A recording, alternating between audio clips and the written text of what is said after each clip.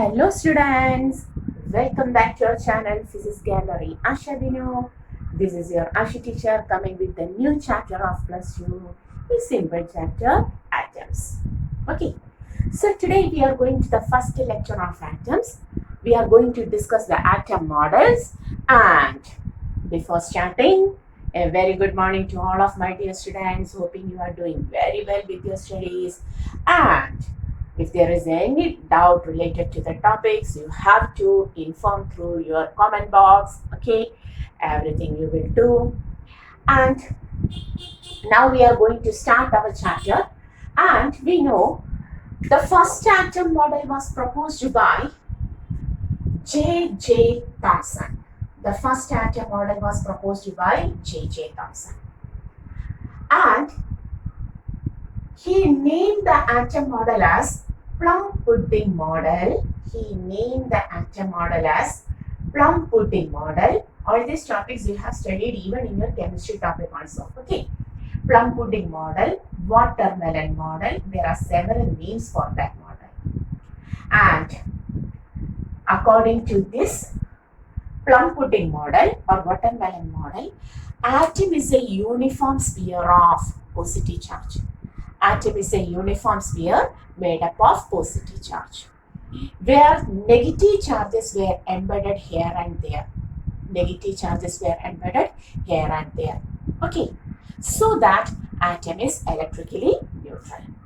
So according to J. Thomson, atom is a uniform sphere of positive charges. Atom is a uniform sphere of positive charges. Positively charged uniform sphere. Okay, where negative charges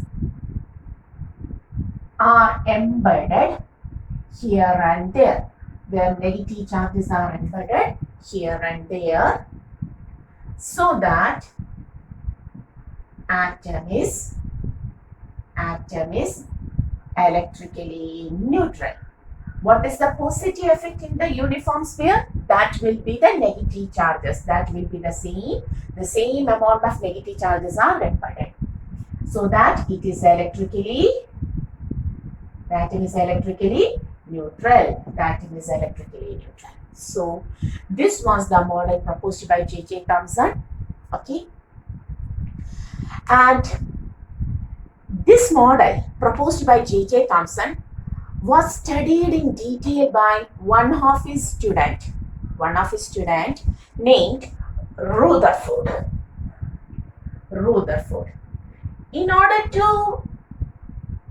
to prove J. Thomson's watermelon model or plum pudding model, Rutherford, one of the student of J. Thomson, conducted an experiment called as the Rfa Scattering Experiment. Okay, so he conducted an experiment called as the Rfa Scattering Experiment, and later he suggested his two students, okay, named H. Geiger and Ernst Marsden. By the suggestion of Rutherford, H. Geiger and Ernst Marsden conducted the same experiment called as the Rfa Scattering Experiment or gold foil, another name, gold foil experiment, okay, in order to prove atom model. And by conducting this experiment, Rutherford and his students Geiger and Ernst Marsden proved that J. Thomson's concept of atom model, plum pudding model of atom, was wrong. Now we all know that. Okay, this is not at all the correct structure of atom. So Rfa Scattering Experiment proved that J. Thomson's plum pudding model was wrong, and they created a new model called as the nuclear model of atom. Okay, so who proposed this nuclear model of atom? It was Rutherford who conducted first this Rfa Scattering Experiment. He was one of the student of J. Thomson, and in order to prove J. Thomson's plum pudding model, Rutherford conducted this experiment. But from that experiment itself, Rutherford analyzed that this plum pudding model of atom is not correct. Okay, and later, from his suggestions, H. Geiger and Ernst Marsden again, that is, they repeated the same experiment and finally concluded the new model of atom called as the nuclear model of atom. So we are going to our chapter starts from alpha scattering experiment conducted by Rutherford, Geiger and Marsden. Okay, clear? So we are going to alpha scattering experiment. That is alpha scattering experiment conducted by H. Geiger and Ernst Marsden on the suggestion of Rutherford. Ernst Rutherford. Okay. And in this experiment, they had taken an alpha source. They had taken an alpha source. This is an alpha source. Okay. And this radioactive material, bismuth, they had taken the radioactive bismuth. It emits alpha radiations of energy 5 MeV to 7.7 MeV. And the alpha particles will be scattered in all directions like this. Okay. And in order to take a linear alpha particles, the alpha particles which passes through a single line, they had provided lead bricks like this. In their experiment, they provided lead bricks like this. These were lead bricks. So what is the purpose of this lead bricks? Lead bricks which absorbs the alpha particles falling on them. That is, these alpha particles were absorbed by the lead bricks like this. Okay, these alpha particles were absorbed by the lead bricks. Only the alpha particles which passes in between these lead bricks were allowed to move, and finally it is then made to fall on a thin gold foil. This is gold foil of length somewhat 10 raised to minus 6 meter to 10 raised to minus 9 meter. It is highly malleable. Gold is very malleable, very malleable. So we can make it a very thin sheet, a light foil of this gold. Okay, they had taken a gold foil. Why they taken this so much thin gold foil? Because it is very expensive? No, that is not the reason. They wanted to know the structure of atom. Okay, so in order to understand the structure of atom, they wanted to take a single layer of gold atoms. A single layer of gold atoms. To get this single layer of gold atoms, we have to make very, very, very thin that gold foil. That's why they selected the gold, because it is highly malleable.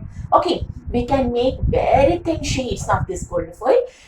By taking this much thin gold foil, they had considered a single layer of gold atoms. That was the purpose. Okay, and this gold foil was surrounded with a particular screen. The gold foil was surrounded with a particular screen made up of zinc sulfide screen. What is the purpose of zinc sulfide screen? Zinc sulfide screen has a speciality. It produces spark scintillations when alpha particles will fall on them. Okay, so it produces scintillations. That is a glowing appearance, a small spark, a glowing appearance. Okay, when alpha particles falls on it. So we can understand where the alpha particle, after passing through this gold foil, falls. Okay, whether it falls here, whether it falls here, whether it falls here. When alpha particle falls at a particular point, a small spark is produced. And this alpha particle's presence is one more detected by a detector. In NCERT, and a detector is given. What is this detector? This is a D, that is detector, which is a microscope which helps to view that scintillations clearly. Okay, so this was the experimental arrangement taken by Rutherford, and on the basis of Rutherford's suggestion, Geiger and also Marsden. Okay, so they had taken an alpha source, mainly bismuth, having energy 5 MeV to 7.7 MeV, which emits alpha particles in all directions. Okay, they had made these alpha particles in a linear manner by providing lead bricks. These were the lead bricks. Lead bricks absorbs the alpha particles which are fallen on them, so that alpha particles cannot pass through to the gold foil. Okay, and finally these linear alpha particles were made to fall on a gold foil, and the gold foil was very thin, 10⁻⁻6 meter to 10⁻⁹ meter thickness, and this gold foil is almost completely surrounded with, there is only a passage for the alpha particles to enter, and the whole screen called as the made up of zinc sulfide screen. Okay, and what is the purpose of taking this zinc sulfide screen? When alpha particles falls on this zinc sulfide screen, they produce a small spark, scintillations. And in order to view these scintillations clearly, a detector, which is a simple microscope, okay, a microscope was kept here. Clear? So these were the experimental arrangement. Okay, can you take this? Okay. Now, observations. According to J.J. Thomson, who proposed the plum pudding model, watermelon model, atom is just like a football or watermelon, okay, which is completely made up of positive charges, and negative charges are present here and there. Okay, if so, if gold atoms are completely made up of positive charges, alpha particles, which are helium nuclei. What are alpha particles? These are helium nucleus. Okay, with a positive charge. Helium nucleus means positive charge in nucleus. Okay, that is, at that time we don't know what is nucleus, but alpha particle have certain positive effect that we know. Okay, so alpha particles having this positive charges, positive effect, okay, are moving towards this gold foil, and the gold foil contains a single layer of atom, that's why it is made so thin. And if the atom is made up of positive sphere, atom is a positive sphere as suggested by J.J. Thomson, what happens to this positively charged alpha particle? This is a layer of atom. The whole atom is made up of positive sphere according to J.J. Thomson's plum pudding model. Okay, and these alpha particles which are moving towards this positively charged spheres called as atoms of gold, what happens? Repulsion occurs, electrostatic repulsion occurs, and most of the alpha particle must reflect and reaches here. That is, the scintillation must produce only on the corners. None of the alpha particles penetrate this positively charged atoms and reaches on the backside. That will be the observation as according to J.J. Thomson's atom model. But Rutherford, Geiger, and Marsden observed that 99% of alpha particles falls on the back side of the gold foil. What were the observations? Okay, so may I rub this? Okay, I am rubbing this. Okay, there is a detector. In order to write the observation, I am going to rub that. Okay, so first observation. So we are talking about the observation. The first point was that 99.8% of alpha particles reaches on the back side of the gold foil. It means that most of the alpha particles moves without any deflection through these atoms, through the atoms of the gold foil. 99.8% of alpha particles goes without any deviation. Without any deviation. And falls on the back side of gold foil. Okay, so what was the first observation? 99.8%. Can you see the gold clearly? Yes, no problem. So 99.8% of alpha particles goes without any deviation and they falls on the back side of the gold foil, just like here. Okay, so they falls on the back side of the gold foil. What does it mean? There is most of the alpha particles goes without any deviation. Okay, clear? And then they observed that a very small amount of alpha particles, about 0.14% of alpha particles deflected by a small angle. Deflected by very small angles. Okay, that is theta less than 5 degree. Okay, less than 5 degree. A very small amount of alpha particles deflected by a small angle that is less than 5 degree. Then they noticed that here I will write. So may I rub all of these? Have you taken the notes? Yeah, hoping you have taken the notes.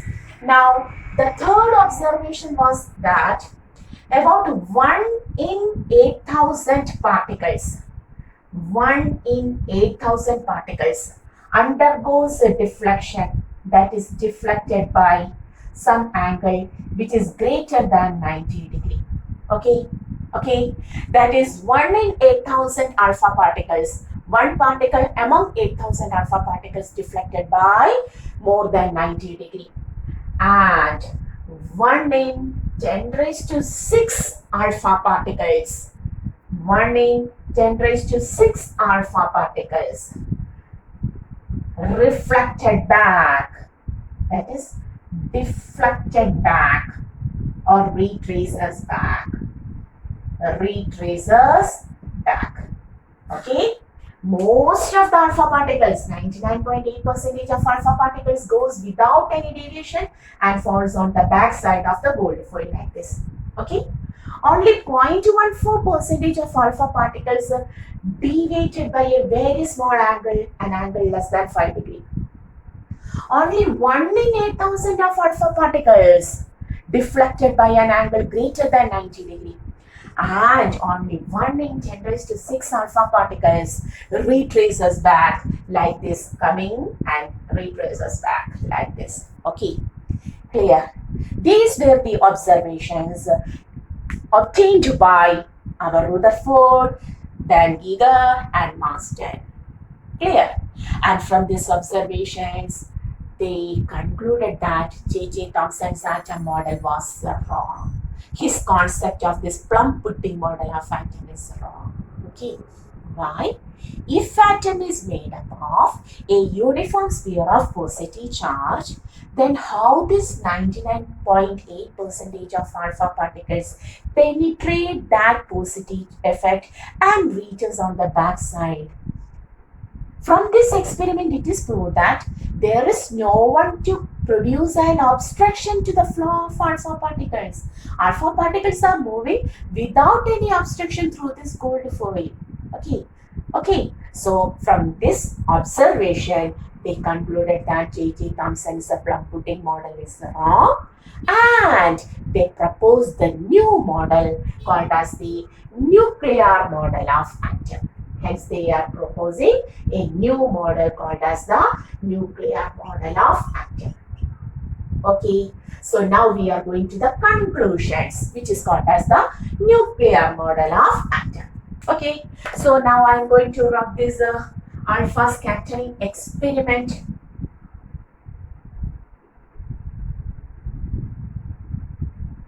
Okay, so we are going to the conclusions, that is nuclear model of atom. Model of atom. the first statement of the nuclear model of atom. From the first observation, it is proved that there is no one to cause an obstruction for the alpha particle. That means most of the space inside the atom is empty. There is no one to cause any obstruction. If I take an atom in microscopic level, that is, I am going to zoom it. So most of the alpha particles which are going through here, goes without any deviation like this. Most of the space inside the atom is empty like this. Okay, most of the space inside the atom is empty like this. Okay, even though most of the space is empty, some of the alpha particles, 0.01% are deflected by a small angle less than 5 degree. 1 in 8,000 is deflected by greater than 90 degree angle, and some may retraces back. It means that even though there is not at all any member to obstruct the flow of alpha particles through atom, there is a small positive effect. On the center region, which even retraces back some of the alpha particle, a small amount of alpha particle. So the one which tries to make a head-on collision with this nucleus retraces back. They moves up to this point and retraces back. And the one which is very nearer to nucleus deflects by 1 degree like this. And one which is nearer goes like this. They deflected with more angle. Very nearer will deflected like this. Okay, and one which is moving like this, okay, goes like this.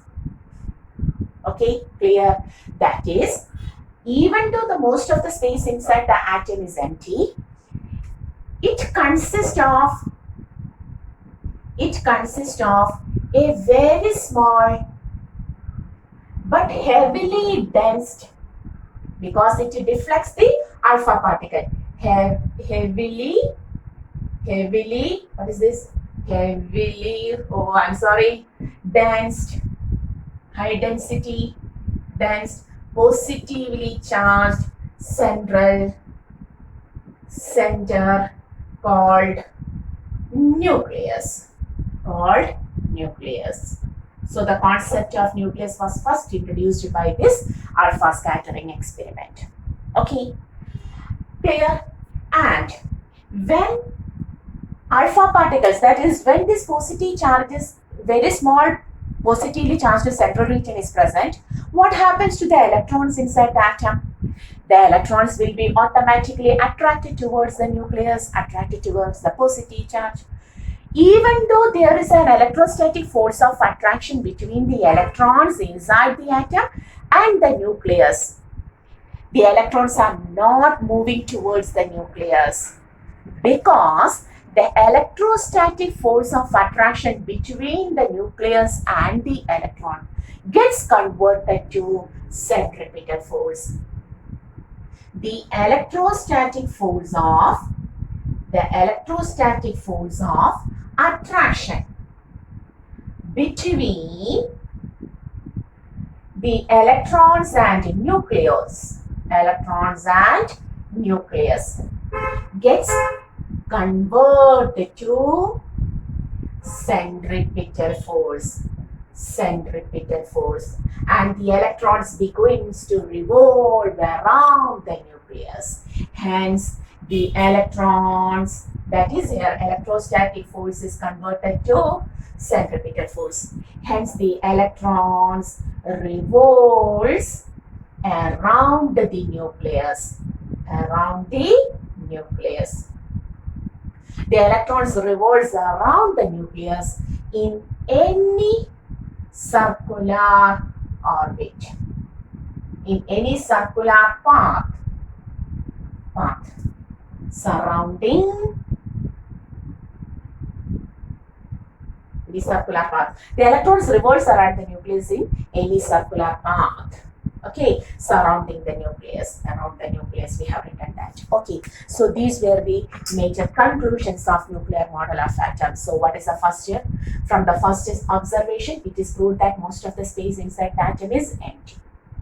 But a little bit of particles are deflected by small angle, a little bit of particles are deflected by angle greater than 90 degree, and a very small amount of particles are deflected by a large angle, that is they retraces that event. Okay, that means it consisting of a very small but heavily densed central region called as the nucleus, positively charged central region called as the nucleus, and the electrostatic force of attraction between the nucleus and the electrons gets converted to centripetal force. So never electrons falls on this nucleus, and what happens, the electrons will revolve in any path surrounding this nucleus. Okay, so these were the many observations or conclusions in the nuclear model of atom. Okay, clear?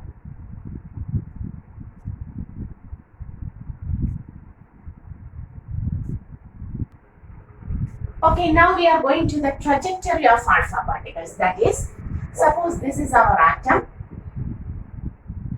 This is the positively charged nucleus. Okay, all of these alpha particles goes without any deviation, like this. All of these alpha particles goes without any deviation, like this, because there is no one to deviate them, like this. Clear? And alpha particle which come near gets deflected by a very small angle, like this. Again, the alpha particle which come much more near will deflected by angles greater than 90 degree, like this. Okay,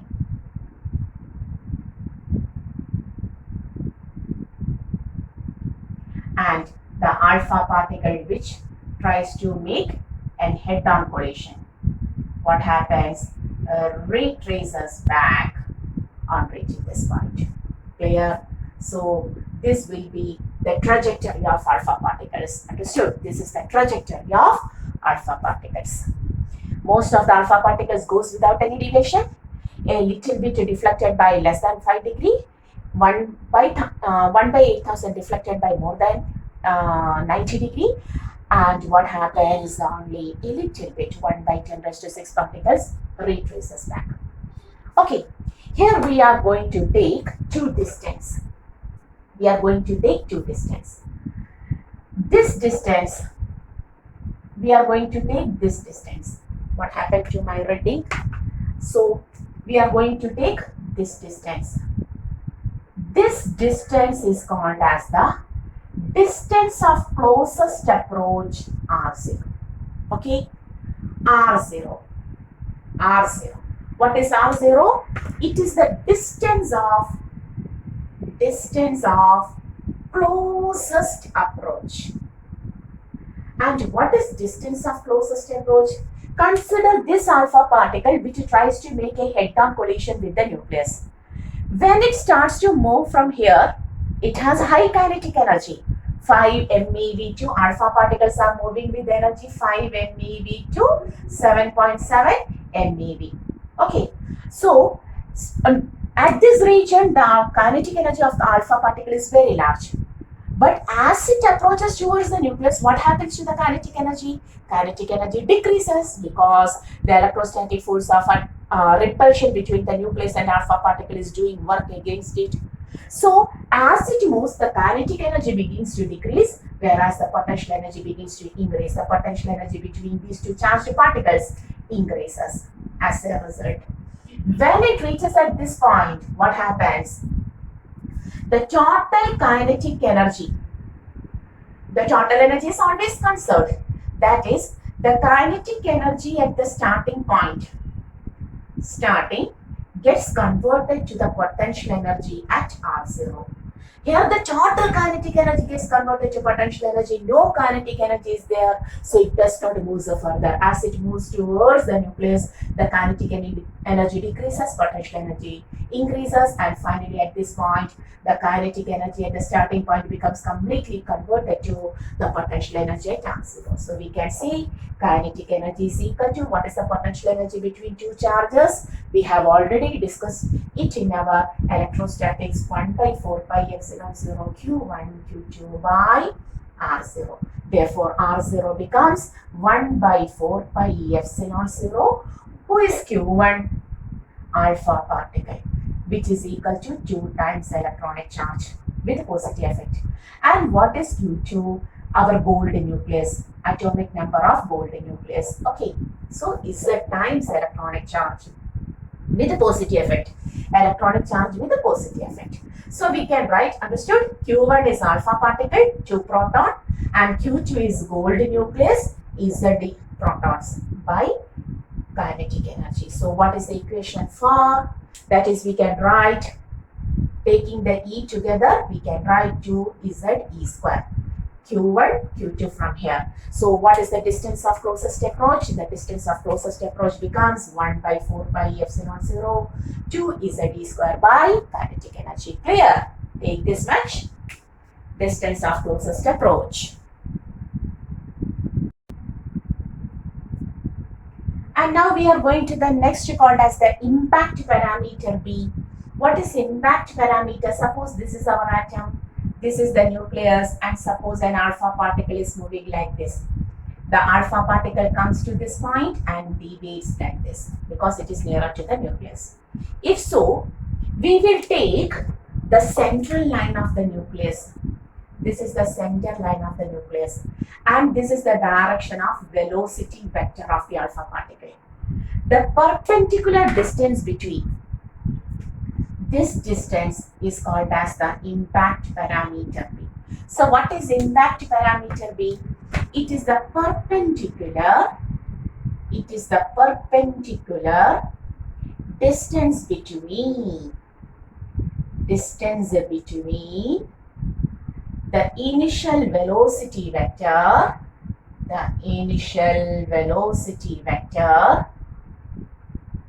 and the central line of nucleus.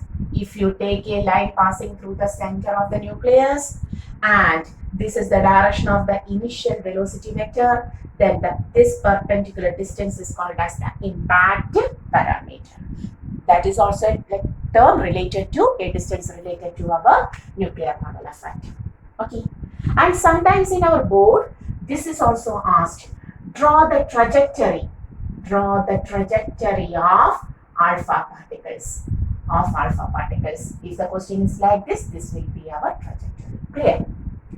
Okay, one more special thing Rutherford given was that he had plotted a graph. Okay, graph of number of alpha particles deflected versus the angle of deflection theta. The number of alpha particles deflected versus angle of deflection theta, a graph. He had plotted a graph with number of alpha particles causing deflection with the angle theta.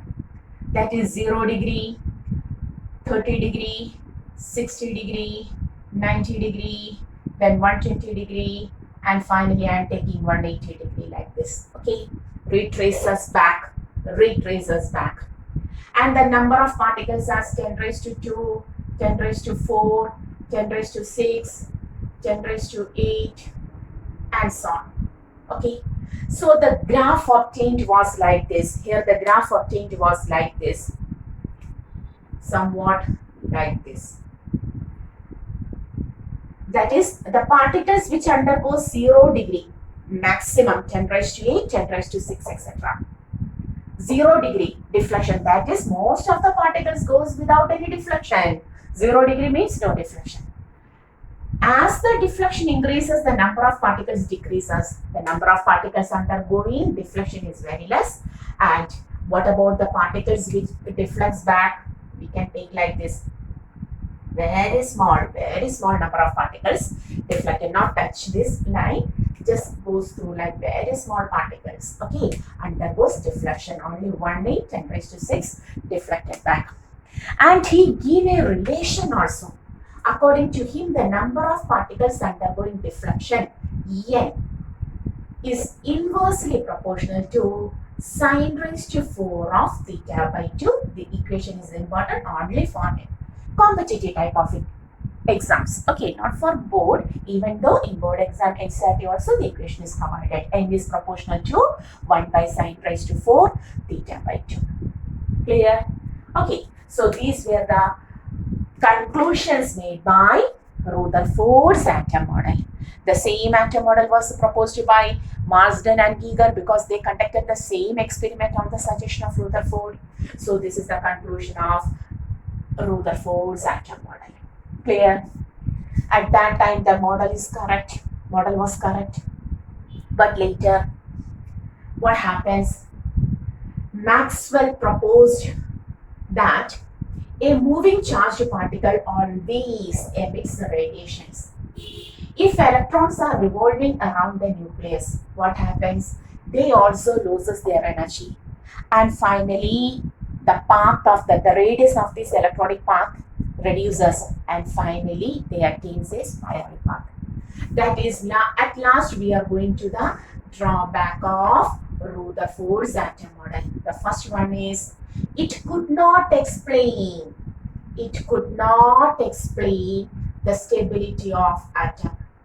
Explain the stability of atom. Why? Because according to Maxwell's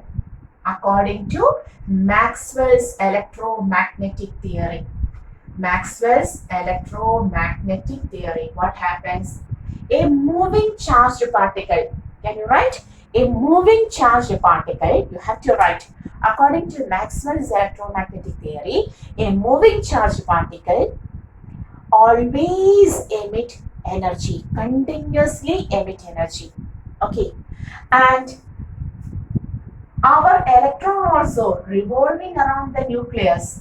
What happens? They emit their energy so that the radius decreases. Again, completing one circular path, emits energy, radiates energy, and finally falls into the nucleus. Within, that is the important, 10 raised to minus 8 second. What does it mean? Even for 1 second, electrons are not stably revolving around the nucleus. Even for 1 second, atoms do not exist. That was the main drawback.